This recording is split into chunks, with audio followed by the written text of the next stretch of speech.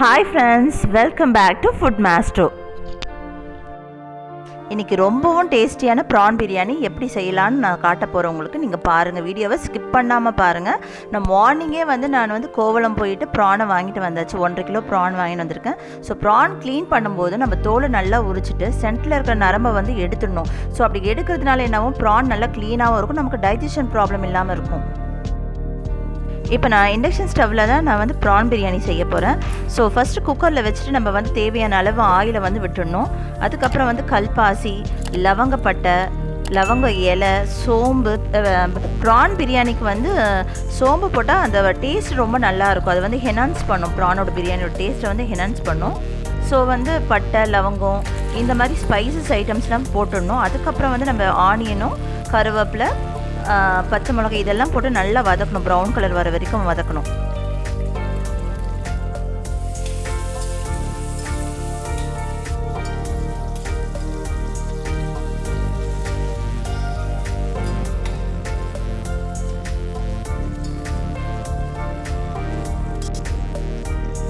இப்போ இந்த ஸ்டேஜில் நம்ம 2 உருளைக்கிழங்கு எடுத்து ஸ்கின்னை பீல் பண்ணிவிட்டு நம்ம உருளைக்கிழங்கு கட் பண்ணி போட்டுக்கணும்.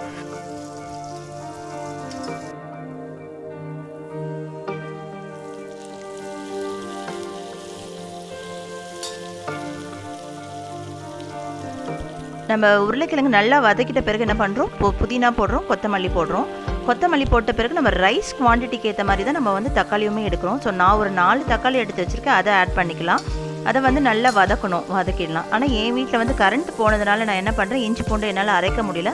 ஸோ இஞ்சி பூண்டை நான் இடித்து போட்டிருக்கேன். பட் நீங்கள் பேஸ்ட்டாக போட்டால் நல்லாயிருக்கும்.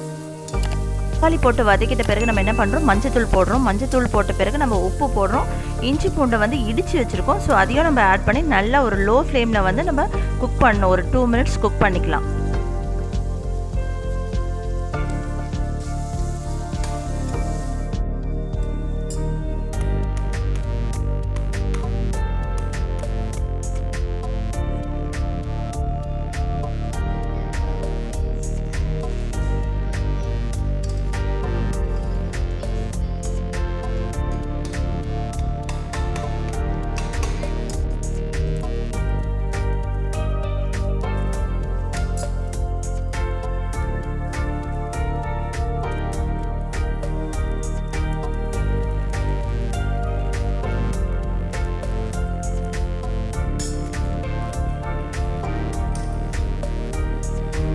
இப்போ நம்ம பிரியாணி மசாலா 2 ஸ்பூன் ஆட் பண்ணுறோம்.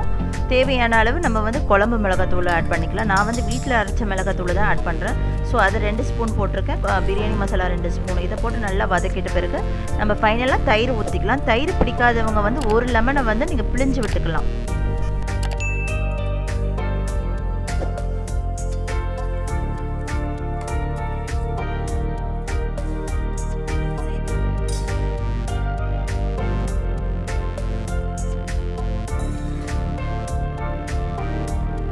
ஆல்ரெடி க்ளீன் பண்ணியிருக்க ப்ரானை நம்ம இப்போ சேர்த்துக்கலாம்.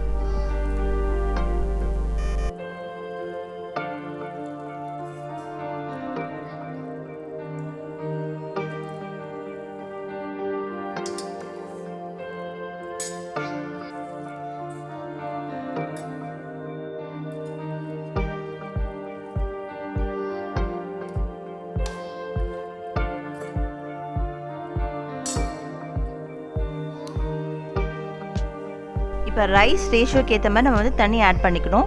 ஸோ நம்ம போட்ட மசாலா எல்லாமே நல்லா ஒரு 2 மினிட்ஸ் நல்லா குக் ஆகிடுச்சு.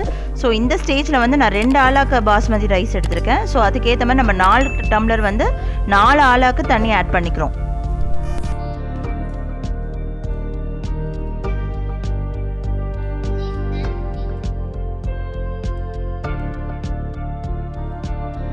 இப்போ நம்ம ரைஸ் எல்லாமே தண்ணியெல்லாம் ஊற்றி நம்ம எல்லாமே ரெடி பண்ணியாச்சு.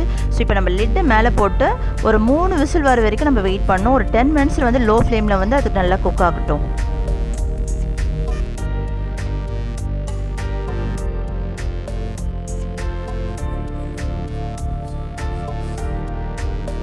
இப்போ 3 விசில் ஆயிடுச்சு.